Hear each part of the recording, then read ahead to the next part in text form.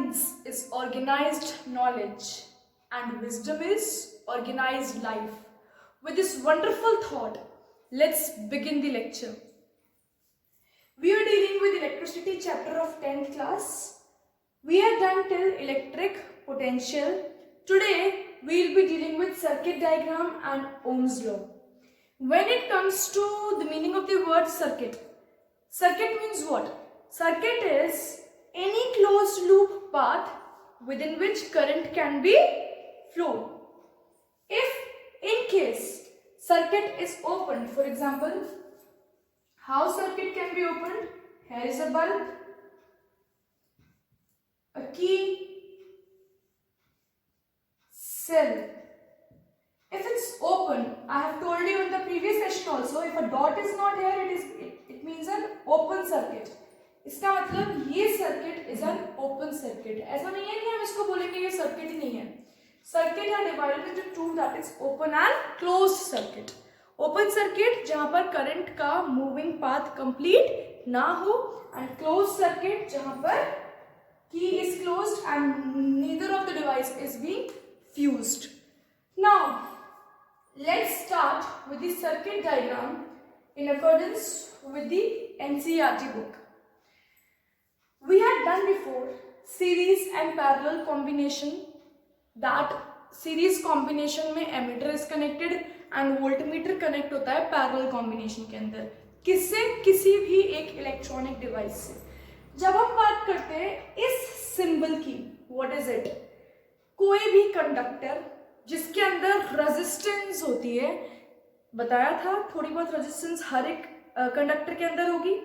उस रेजिस्टेंस को हम इस फॉर्म में शो करते हैं और इस पार्ट को वील से एज रेजिस्टर. इसका मतलब ये एक वायर भी हो सकता है, एक वायर भी हो सकता है, ध्यान रखें. और हमने सिंबल ये क्यों बनाया है? क्योंकि हम इसके रेजिस्टेंस की बात कर रहे हैं. अब सर्किट डायग्राम कैसे बनाए, ध्यान दें. सेल लगाया हमने, पॉजिटिव नेगेटिव क्लोज्ड की. इस रेजिस्टर के correspondingly ammeter should be positive end is connected likewise ammeter का positive connected to the positive of battery और सेल, एंड एमीटर का नेगेटिव सेल के नेगेटिव से कनेक्ट हो रखा है. वोल्टमीटर रेजिस्टर के पैरेलल में, क्योंकि वोल्टमीटर हमेशा पैरेलली कनेक्ट करते हैं क्योंकि दो पॉइंट्स के बीच में पोटेंशियल निकालने के काम आता है. अगेन वोल्टमीटर पॉजिटिव कनेक्ट होगा सेल से एंड वोल्टमीटर का नेगेटिव सेल के नेगेटिव से. एक नई डिवाइस आपको दिख रही होगी जिसको हमने बोला है रियोस्टैट. ये रियोस्टैट का सिंबल होता है. रियोस्टैट क्या होता है? रियोस्टैट वेरिएबल रेजिस्टेंस होता है और रियोस्टैट की वजह से ही वेरिंग रेजिस्टेंस सर्किट को मिलती है, जिस वजह से सर्किट में रेजिस्टेंस बार बार चेंज हो रही है तो करंट भी कोरस्पॉन्डिंगली चेंज होता है. कहने का मतलब क्या है? रियोस्टैट को हम सर्किट में लगाते हैं रेजिस्टेंस को चेंज करने के लिए बार बार, ताकि हमारा करंट भी चेंज हो. Symbol for rheostat is this. Now ये तो हो गया एक सर्किट डायग्राम. नेक्स्ट जो चीज हम पढ़ेंगे वो ओम्स लॉ पढ़ेंगे. ओम्स लॉ को पढ़ने और उसका प्रैक्टिकल परफॉर्म करने के लिए it should be known to you how different equipments in a particular circuit are connected. Without this demonstration you will not be able to get the values for Ohm's law, or you will not be able to verify Ohm's law. So Ohm's law क्या होता है? Ohm's law एक statement है. अब mathematics में भी statement होता है, थियोरम्स होते हैं, तो वो आपको एज इट इज लर्न करने पड़ते हैं. तो इट्स बेटर कि ओम्स लॉ को भी आप ऐसे ही याद करें. Ohm's law states that current in a circuit is directly proportional to potential difference provided that physical conditions remains same. I'll repeat once again, listen to it very carefully. Current in a particular circuit is directly proportional to potential difference across its ends provided that physical conditions remains same. अब कई सारी चीजें इसके अंदर आ गई जो आपको समझ में नहीं आई होंगी. अब ध्यान देते हैं. किसी भी सर्किट के अंदर, फॉर एग्जांपल ये सर्किट मैंने सेटअप किया है लैब में ओम्स लॉ का. आपके एक्सपेरिमेंट भी है, वेरिफिकेशन ऑफ ओम्स लॉ। ये मैंने एक्सपेरिमेंट ये मैंने एक सर्किट सेटअप किया है। अब मुझे ये चेक करना है कि क्या करंट और पोटेंशियल आपस में डायरेक्टली प्रोपोर्शनल है ओम्स लॉ के हिसाब से। अगर करंट बढ़ेगा तो पोटेंशियल भी बढ़ रहा है क्या उतना ही, या कुछ करंट बढ़ रहा है तो पोटेंशियल घट रहा है, कुछ इस तरीके से हो रहा है। तो मुझे चेक करना है, उसके लिए व्हाट आई डू, सबसे पहले ये रियोस्टेट है, I will arrange the value of resistance from rheostat, जिसकी वजह से क्या होगा, रेजिस्टेंस अगर बढ़ेगी तो एमीटर की रीडिंग कम शो होगी, क्योंकि अगर रेजिस्टेंस बढ़ेगा तो करंट घटेगा और अगर रेजिस्टेंस कम है तो करंट बढ़ेगा। करंट की वैल्यू को मैं बार बार चेंज कर सकती हूँ with the help of rheostat. Rheostat की हेल्प से I change the value of current. अब करंट की वैल्यू जो चेंज होगी उसके कोरस्पॉन्डिंगली V की वैल्यू चेंज होगी। हमें कई सारी रीडिंग ले लेनी है, हम चेक करेंगे कि जैसे जैसे V की वैल्यू जैसे जैसे I की वैल्यू चेंज हो रही है वैसे वैसे ही V की वैल्यू भी चेंज होगी। अब ये तो हमें इस बात में हमें इतना प्रूव कर दिया कि V is proportional to I। अब आगे बढ़ते हैं। फिजिक्स में जब भी ये प्रोपोर्शनैलिटी का साइन आप हटाते हैं हमेशा इक्वल्स टू आएगा और एक कांस्टेंट आता है। इस फॉर्मूले के केस में जो कांस्टेंट है वो है R, जिसको हम बोलते हैं constant of proportionality and is also known as resistance. I repeat once again, physics में जब भी ये प्रोपोर्शनैलिटी का साइन हटता है इक्वल्स टू के बाद एक कांस्टेंट आता है। This constant is known as capital R and is known as constant of proportionality और रेजिस्टेंस। इस रेजिस्टेंस की वैल्यू अगर हम निकालें इस फॉर्मूले से तो it will be V upon I।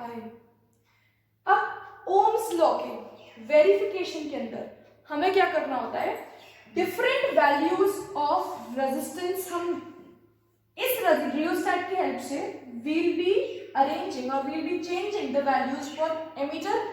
Ammeter की वैल्यू में चेंज है, एमीटर की वैल्यू में चेंज की वजह से वोल्टमीटर की वैल्यू में चेंज आएगा।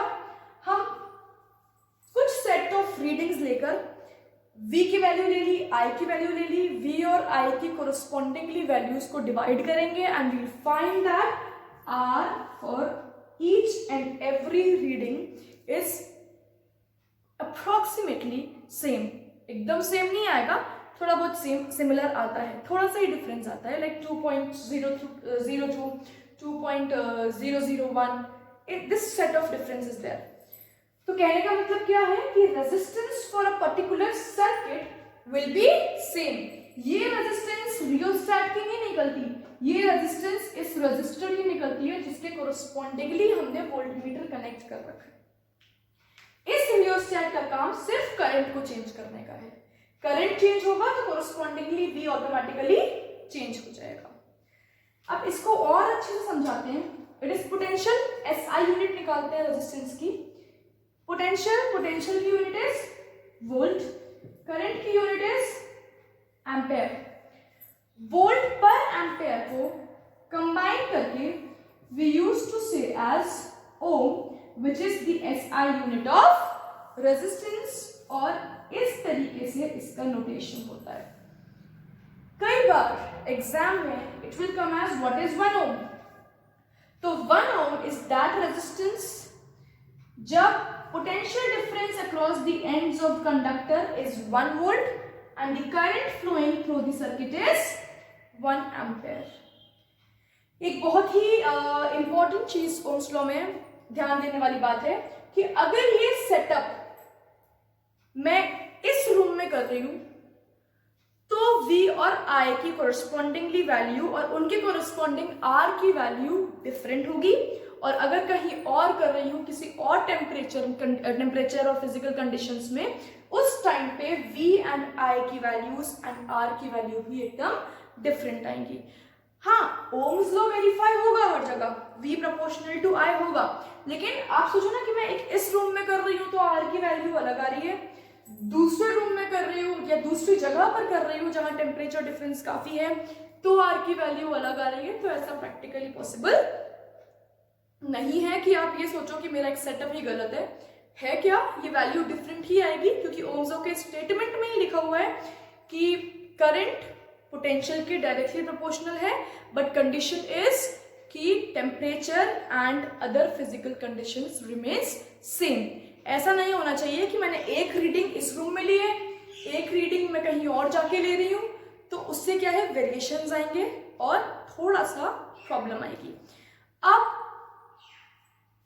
ओम्स लॉ को ग्राफिकल फॉर्म में समझाते हैं तो थोड़ा बहुत भी जो डाउट जनरेट हो रहा होगा दिमाग में वो एकदम क्लियर हो जाएगा। अब हम पढ़ेंगे वीआई ग्राफ। वीआई ग्राफ को पढ़ने के लिए सर्किट डायग्राम पढ़ा होना बहुत जरूरी है। सर्किट डायग्राम की हेल्प से ही हम वीआई कैरेक्टरिस्टिक्स बना सकते हैं। अब वीआई ग्राफ के अंदर क्या था, वीआई ग्राफ के अंदर हमें वी और आई की वैल्यूज चाहिए, जो कहां से आएंगी, हमने रियोस्टैट की वैल्यू चेंज करी। रियोस्टैट को हमने जैसे ही एक पर्टिकुलर रेजिस्टेंट वैल्यू पे सेट किया, उसके अकॉर्डिंग, उसके कोरस्पॉन्डिंग एमीटर में रीडिंग आएगी। वो एमीटर की रीडिंग हो गई current, let it be 1 ampere. अब करंट चेंज हुआ है तो ओम्स लॉ के हिसाब से पोटेंशियल भी चेंज होगा, let it be 2 volt. Next हमने फिर से रेजिस्टेंस चेंज किया है, लाइक हमने रेजिस्टेंस थोड़ा कम किया है। रेजिस्टेंस रियोस्टैट का कम किया है, मतलब करंट बढ़ गया। करंट बढ़ गया तो कोरस्पॉन्डिंगली पोटेंशियल भी इंक्रीज होगा ओम्स लॉ के हिसाब से। अगेन हमने रेजिस्टेंस थोड़ा और कम किया है रियोस्टैट की हेल्प से, करंट की वैल्यू डिफरेंट आई, पोटेंशियल भी डिफरेंट, एंड इस तरीके से हमने 4 रीडिंग ले ली। इन 4 रीडिंग्स को we have to plot on VI graph. तो वीआई ग्राफ के अंदर V should be taken on y axis and I on x axis। Moreover आपको अगर आप करंट I लिखते हैं तो ब्रैकेट में आपको उसकी यूनिट मेंशन करना जरूरी है, otherwise it will B problematic. Marks cut सकते हैं, हमें कोई भी गुंजाइश नहीं रखनी कि हमारे मार्क्स डिडक्ट हों। नाउ यहां पर करंट की रीडिंग लिख दी, यहां पर पोटेंशियल की, और अब आसानी से for the very first case potential is 2, potential is 2, here it's 2, current is 1, current is 1। जहां पर ये दोनों कंबाइन कर रहे हैं उस प्लॉट को डार्कन कर दिया, उस पार्ट को डार्कन कर दिया। ये सारे वही पॉइंट्स हैं जो इन दोनों को डिवाइड करने से आए हैं। आप चेक करोगे, रेजिस्टेंस होता है V अपॉन I, रेजिस्टेंस क्या होता है V अपॉन I। आप हर केस में V अपॉन I करोगे एंड लगभग वैल्यू जो है वो क्या आ रही है, 2 ओम। इसका मतलब ओम्स लॉ वेरीफाई हो गया, क्योंकि R रेजिस्टेंस क्या होता था, कांस्टेंट ऑफ प्रोपोर्शनैलिटी, और एक पर्टिकुलर सिस्टम के लिए अगर उसी जगह पर temperature and physical condition same है तो R की वैल्यू लगभग या अप्रोक्सीमेटली सिमिलर आएगी। ये एक आइडियल कंडीशन है, असली में ऐसा नहीं होता, असली में वैल्यू में थोड़ा वेरिएशन होता है। आपकी एनसीईआरटी के अंदर अनसॉल्व्ड एक्सटर्नल्स में एक क्वेश्चन है, आप करके देख सकते हैं।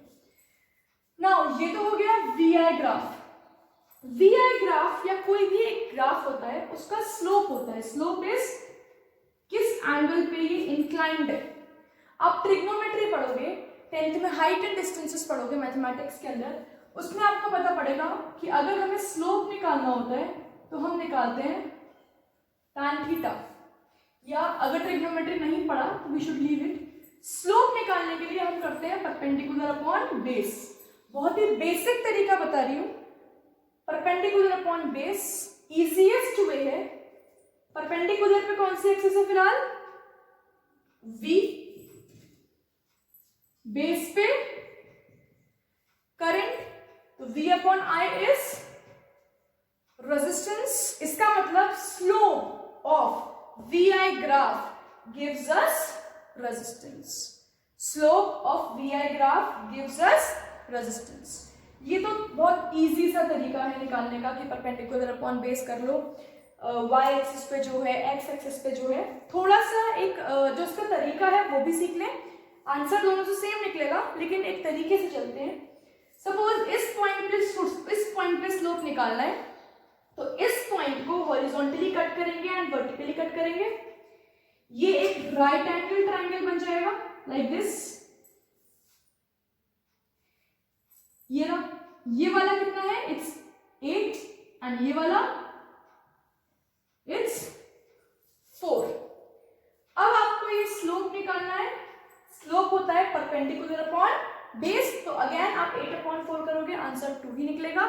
मैंने एक बहुत ही बेसिक तरीका बताया था which is actually a kind of hit and trial method, जो हर कंडीशन में ठीक नहीं होगा। ये तरीका सबसे ठीक होता है कि कोई पॉइंट आपको दिया हुआ है, यहाँ पर स्लोप निकालना है, तो उस पॉइंट को हॉरिजॉन्टली एंड वर्टिकली कट करेंगे, उससे जो हॉरिजॉन्टल लाइन से राइट एंगल ट्रायंगल निकलेगा उसमें परपेंडिकुलर अपॉन बेस निकाल के हम स्लोप कैलकुलेट कर लेंगे। ये जो स्लोप होगा इन VI graph will give the value of resistance. पर प्रॉब्लम क्या आती है, कई बार IV ग्राफ आ जाता है, नॉट VI ग्राफ। अब हमने तो IV ग्राफ पढ़ा ही नहीं होता, समझ में ही नहीं आता। अगर IV ग्राफ है तो y एक्सिस पे होगा I एंड x एक्सिस पे होगा V। अब आप चेक करिए, सेम वैल्यूज आप V और I की पुट करोगे। V की वैल्यू 2468, यानी I की वैल्यू 1234। अगेन आप स्लोप निकालोगे। सपोज मैं इस पॉइंट पे स्लोप निकालती हूँ, हॉरिजॉन्टली एंड वर्टिकली कट किया, राइट एंगल ट्रायंगल ये रहा, this is 4 and this is 8। अब स्लोप निकालेंगे perpendicular upon base. Perpendicular is 4, base is, तो ये निकला क्या है, 4 जो परपेंडिकुलर है ये I एक्सिस वाला है, I अपॉन V। कहने का मतलब ये है कि अगर I के ग्राफ का स्लोप निकालना होता है तो वो निकलता है I upon V, and I upon V is what, 1 upon R। इसका मतलब IV ग्राफ का स्लोप निकलता है 1 upon R and VI graph का स्लोप निकलता है, what is the slope of VI graph? It's R, that is resistance. Next topic is cause of resistance. इसको समझने के लिए एक छोटी सी स्टोरी। फॉर एग्जाम्पल, मैं बहुत तेज स्पीड से बाइसिकल चला रही हूँ एंड अचानक क्या होता है, मेरा एक्सीडेंट हो जाता है और मैं नीचे गिर जाती हूँ। एक्सीडेंट इज नॉट दैट भयंकर कि मतलब हॉस्पिटलाइज होना पड़े। एक्सीडेंट इज कि गिरे और वापस उठ गए। तो अब ठीक है, आई एम ओके, मैं उठकर घर जाने लग गई वापस। तो क्या जिस स्पीड से मैं पहले चला रही थी कोलिजन से पहले, मैं उसी स्पीड से वापस चलाऊंगी? अगर दिमाग होगा तो नहीं। क्यों? क्योंकि अगर मैं उसी स्पीड से चलाऊंगी तो इस बार तो शायद मतलब इतनी हिम्मत थी कि मैं उठ के वापस अपने घर को जाने लग गई, ऐसा ना हो दोबारा में तो हालत बिल्कुल खराब हो जाए।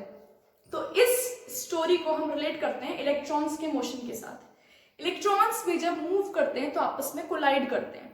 कोलाइड करते हैं जैसे कि मेरा कोलिजन हुआ।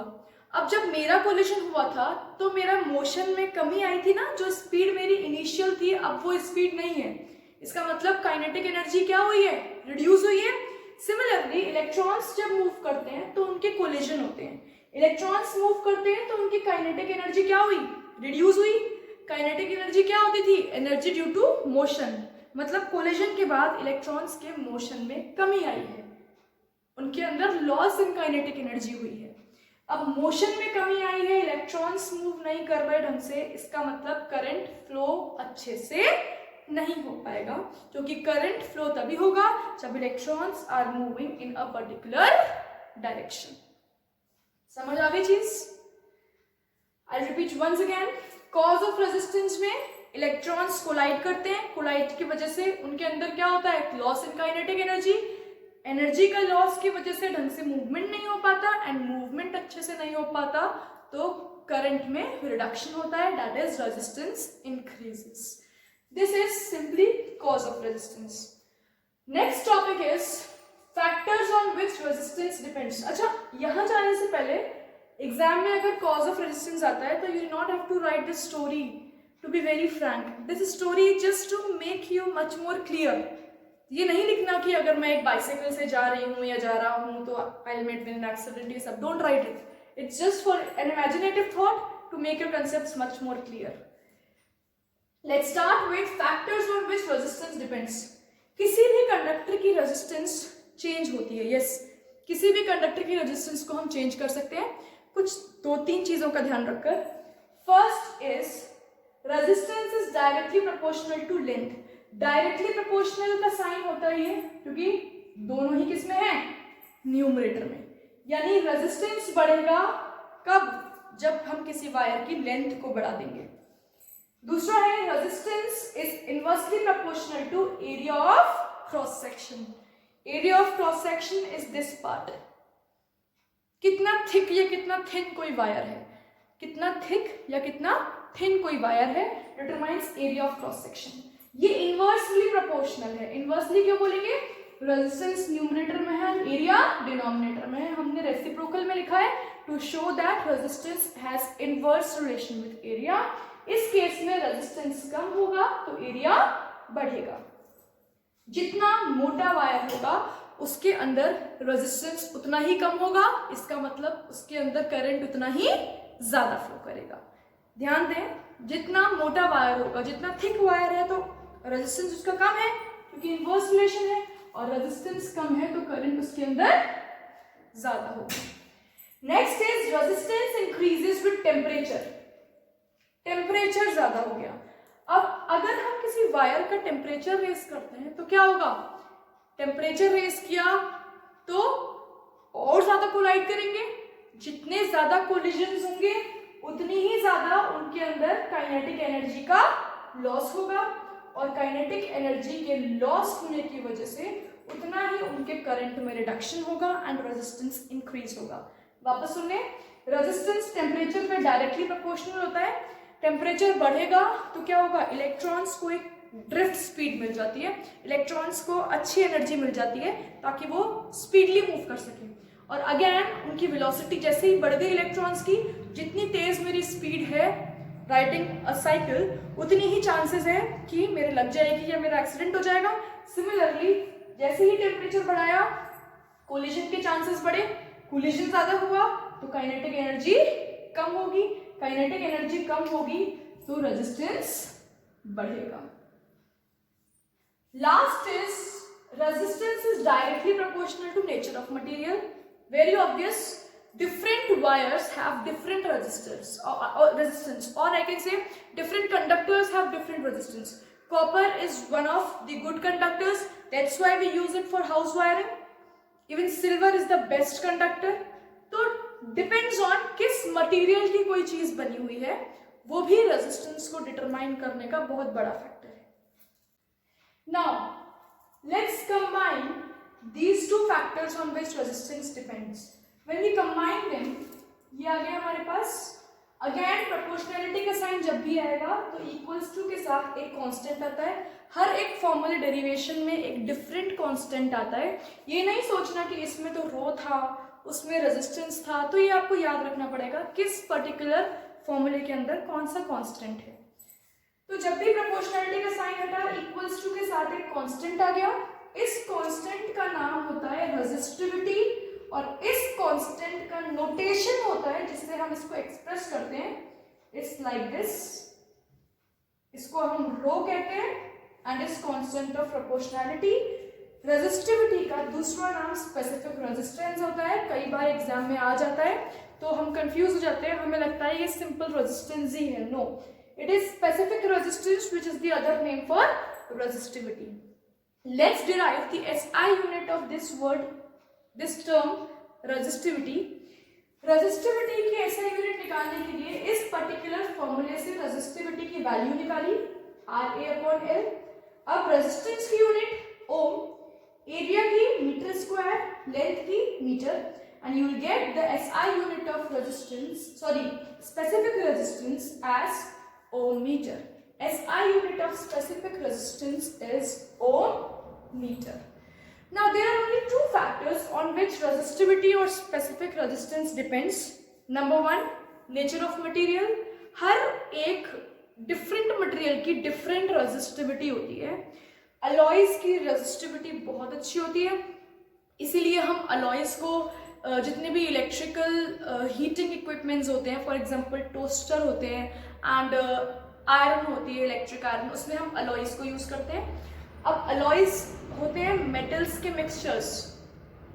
मेटल्स के मिक्सचर्स क्यों बनते हैं? ताकि मेटल की प्रॉपर्टी चेंज हो सके। तो अलॉयज जो होते हैं वो मेटल के कंपैरिजन में हायर रेजिस्टिविटीज के होते हैं, इसीलिए जो अलॉयज होते हैं वो हीटिंग एलिमेंट में भी यूज होते हैं। फॉर एग्जाम्पल टंगस्टन एक अलॉय है जो कि फिलामेंट ऑफ बल्ब की तरह यूज होता है, तभी तो फिलामेंट ऑफ बल्ब में यूज होता है, तभी तो क्या होता है कि यू मस्ट हैव सीन, हम क्या देख पाते हैं बल्ब के अंदर, that heating element is made up of tungsten. Next is the very first factor on which resistivity depends is nature and the other factor is temperature. Resistivity सिर्फ nature of material and temperature पर ही depend करती है, ये area और length पर depend नहीं करती. किसी भी वायर को कि अगर मैं लेंथ बढ़ा दूंगी, घटा दूंगी, उसको मोटा कर दूंगी, पतला कर दूंगी, तो उससे रेजिस्टिविटी पे कोई चेंज नहीं होगा, कोई फर्क नहीं पड़ेगा, सिर्फ रेजिस्टेंस ही वेरी होगी. रेजिस्टिविटी को चेंज करने के लिए वायर ही दूसरे मटेरियल का लेना पड़ेगा या टेम्परेचर चेंज करना पड़ेगा. Let's discuss some numericals. Two types of numericals generally come in resistance. One set of numericals are when wire को स्ट्रेच किया गया है या वायर के डायमेंशंस चेंज करे हैं, तो नई रेजिस्टेंस क्या है आपको ओल्ड गिवन होती है, या कई बार आर के फॉर्म में ही आंसर निकलवाता है. And second set of questions are directly formula based questions. पहले हम वो क्वेश्चंस करेंगे जिसमें वायर की डायमेंशन चेंज हुई है. अब देखिए, अ वायर ऑफ रेजिस्टेंस 20 ओम का एक वायर है, उसको स्ट्रेच किया गया है इतना कि उसकी लेंथ 3 टाइम्स इंक्रीज हो गई है. आपको इसमें नई रेजिस्टेंस निकालनी है. एक रबर बैंड है, उसको हम स्ट्रेच करते हैं इतना कि वो 3 टाइम्स इंक्रीज हो जाए, तो उसकी एरिया 3 टाइम्स रिड्यूस हो जाएगी. अगर एक रबर बैंड को हम 2 टाइम्स इंक्रीज करेंगे तो उसकी एरिया 2 टाइम्स या हाफ हो जाएगा. तो इसी तरीके से यहाँ पे जो डैश का सिंबल है वो मैंने नई चीजों के लिए यूज किया है.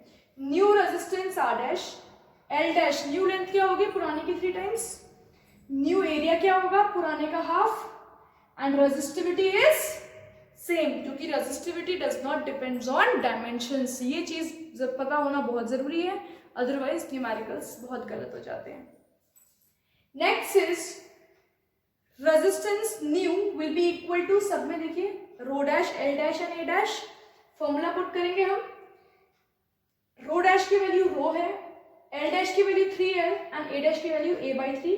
वाइल सॉल्विंग हमारा आंसर आ गया. अच्छा, आंसर से भी पहले just check, r dash is equals to 9 rho l upon a हो गया, and row l upon a is the value of old resistance that is r, जिसकी वैल्यू हमें गिवन है 20 ohm. After putting the value we'll get the answer as 180 ohms. Don't forget to put the unit. Next set of numericals जो आते हैं वो आते हैं simple formula based. एक कॉपर वायर है जिसका डायमीटर 0.5 mm है, मिलीमीटर. उसकी रेजिस्टिविटी गिवन है, फाइंड द लेंथ रिक्वायर्ड. जब आपको क्या गिवन है, रेजिस्टेंस गिवन है. सारा गिवन हमने लिख लिया. प्रॉब्लम कहाँ आएगी, डायमीटर गिवन है हमें, रेजिस्टिविटी का क्वेश्चन है. इसका मतलब फॉर्मूला कौन सा लगेगा, कहीं ना कहीं R is equal to rho L upon A निकलेगा. इसमें से कोई एक क्वांटिटी अननोन हो जाएगी, दूसरी निकालनी होगी. इस केस में क्या अननोन है, लेंथ अननोन है. तो लेंथ अननोन है, अगर हम फॉर्मूले में पुट करेंगे तो L is equal to R A upon rho. Formula put किया. अब रेजिस्टेंस तो गिवन है हमें 10 ओम, ये रहा. एरिया नहीं गिवन, हमें डायमीटर गिवन है. Area of cross section is this part, a kind of circle. तो एरिया क्या होता है सर्कल का, पाई आर स्क्वायर. तो पाई आर स्क्वायर 3.14, और अपने को आर गिवन नहीं है, डायमीटर गिवन है, तो 0.5 अपॉन 2 इंटू, क्योंकि ये मिलीमीटर गिवन है यहाँ पे डायमीटर, हमें स्टैंडर्ड SI यूनिट्स में चाहिए होता है, तो मीटर में कन्वर्ट करना पड़ेगा 10 की पावर -3. तो ये हो गया, ये पार्ट है area that is pi R square. आप आर की वैल्यू 10 पुट करी, एरिया की value pi R square put करेंगे, रेजिस्टिविटी की वैल्यू पुट कर दी. सॉल्व करके you will get the answer as 122.65 metre. Point के बाद 2 डिजिट तक निकालेंगे, मोर देन इनफ है. कई बच्चों को डाउट हो रहा होगा ये कैसे सॉल्व किया है. एक बार ध्यान दें, 0.5 है, पॉइंट हटाए, नीचे 100 आ गया. अब आप इसको सॉल्व करेंगे 10 की पावर -6 हो गया, ये भी 10 की पावर -6 है, कट हो जाएगा। अब आपके पास सिंपल टर्म्स बचेंगे क्योंकि एक्सपोनेंट्स पावर जो है वो सब कैंसिल आउट हो चुकी हैं। आप सीधे सॉल्व करेंगे एंड आंसर लाएंगे। Next question is that is the last question for today. When a battery is connected across an unknown resistor there is current of 2.5 milli ampere. ध्यान दें जो चीज गिवन है 12 वोल्ट बैटरी, V की value given है, current of 2.5 milli ampere, 2.5 milli ampere given है। Find the value of resistance, R निकालने की बोल रहे हैं। तो सबसे पहले आपको पहले भी समझाई थी ये बात कि करंट की वैल्यू या किसी भी चीज की वैल्यू उसकी SI यूनिट में लेते हैं। तो 2.5 मिली एम्पेयर है, उसको कन्वर्ट करेंगे into ampere, that is 2.5 into 10 की power -3 ampere. We know V is equals to IR. Calculating the value of R from this formula, 12 upon 2.5 into 10 की पावर -3 ऊपर गया, पावर पॉजिटिव हो गई, that is 10 की पावर 3। 2.5 का point हटाया, यहाँ 10 आया, तो it will be 120 into 10 की पावर 3 upon 25। इसको सॉल्व करने के बाद आया 4.8 into 10 की power 3 ohm। So this much is enough for today. My next video will come on Thursday, and in that we will be dealing with series and parallel combination with an activity demonstration. Thank you so much.